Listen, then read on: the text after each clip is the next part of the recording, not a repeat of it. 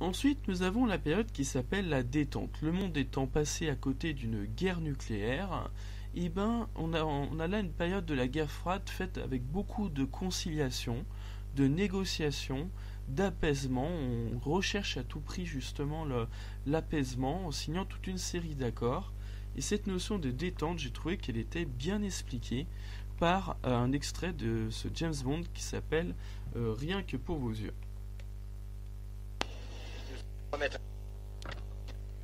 Laissez-moi passer, James. Très bien.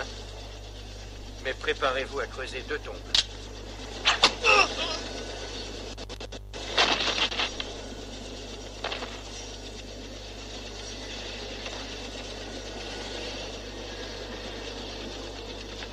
Donc là, James Bond, tu as une machine à code.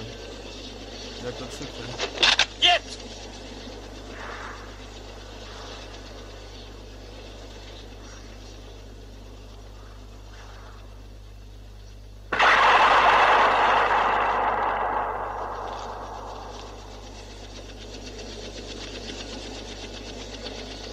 C'est ça la détente, camarade. Vous ne l'avez pas, je ne l'ai pas non plus.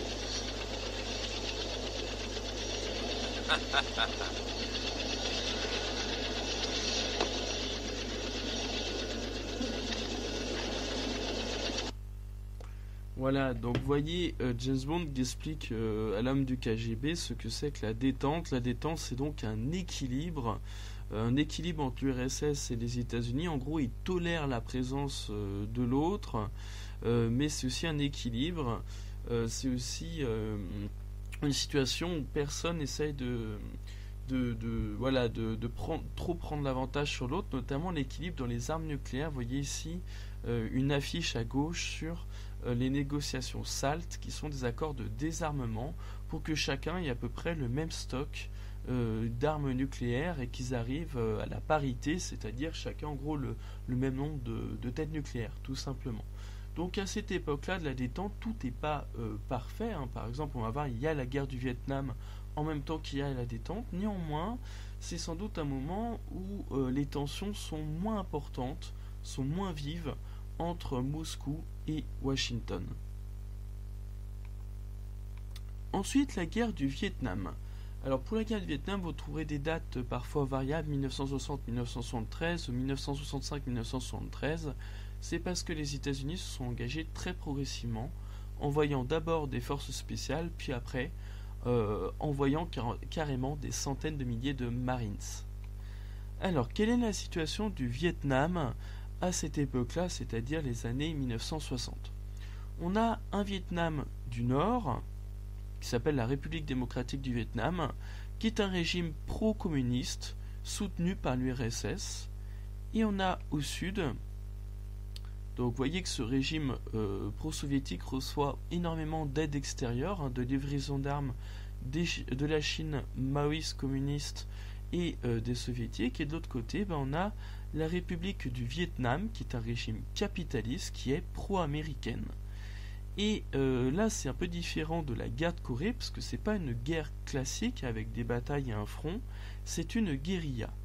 C'est-à-dire que donc, les Américains soutiennent cette Vietnam du Sud, ce que je disais, notamment en envoyant massivement des soldats, des GI et puis des hélicoptères.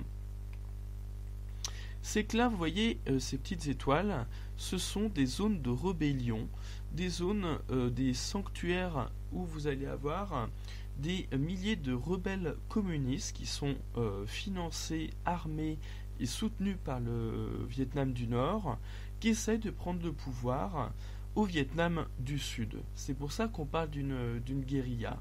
Les Américains vont jamais vont jamais envahir le Vietnam du Nord. Il va jamais avoir un front contre le Vietnam du Nord. Non, ça va toujours être des batailles et des embuscades au Vietnam du Sud, entre le gouvernement du Vietnam du Sud et ses alliés américains d'un côté, et les rebelles du Viet Cong, donc les communistes, les rebelles communistes, à l'intérieur du Vietnam du Sud. Et ce que vous voyez là en violet que moi j'ai repassé en vert, c'est la piste Ho Chi Minh, c'est-à-dire une ligne de ravitaillement par lequel le Vietnam du Nord soutient les insurrections et les rébellions à l'intérieur du Vietnam du Sud. Alors, là maintenant je vais vous expliquer pourquoi les Américains, avec leur immense armée, ont perdu cette guerre, ce qu'on n'explique pas souvent. Et bien en fait c'est parce que, je vous dis, ils ont affaire à une guérilla. Les rebelles communistes du Viet Cong vont tout faire pour se cacher, pour éviter d'être détruits, d'être tués. Alors ils vont se cacher dans la jungle, c'est ce que vous voyez ici, là, des soldats américains qui passent dans une rivière mais à l'intérieur d'une jungle tropicale, typique de ce pays. Ils vont se cacher dans des tunnels, comme ici les célèbres tunnels de Chouchi, forment un réseau absolument gigantesque, où vont se cacher en ne portant simplement pas d'uniforme, c'est-à-dire que ce sont des civils en armes, ou autre possibilité, des civils qui le jour font copain-copain avec les Américains, et la nuit prennent le fusil pour aller tendre des embuscades et mener des attaques contre les Américains. Donc c'est un adversaire insaisissable, un adversaire qui se cache, qui attaque tout le temps par ruse et par surprise, ce qui rend cette guerre très difficile pour les Américains. Autre technique que j'ai montrée ici par ce schéma, lorsqu'en bleu les Américains mènent une grande offensive, qu'est-ce que font les unités communistes?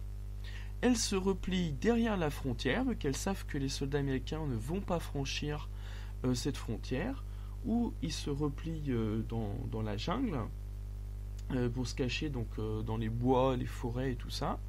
Donc les communistes se replient dans les camps qui sont derrière la frontière. Là, ils soignent leurs blessés, ils refont les stocks de munitions. Alors ces camps sont parfois bombardés par l'aviation ou l'artillerie américaine, mais ces bombardements sont insuffisants pour empêcher les unités communistes de se refaire, de se reconstituer.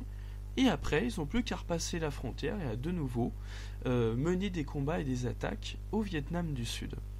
Donc voilà pourquoi les Américains ont eu du mal à se débarrasser de cette guérilla communiste qui se reconstitue en permanence, qui se réarme en permanence, sachant que le Vietnam du Nord, encore une fois, reçoit énormément de livraisons d'armes et de conseillers militaires pour l'entraînement des troupes de la part de la Chine et de l'URSS. Donc les États-Unis ont perdu la guerre du Vietnam, ont dû évacuer le Vietnam du Sud, qui a été finalement envahi par le Vietnam du Nord.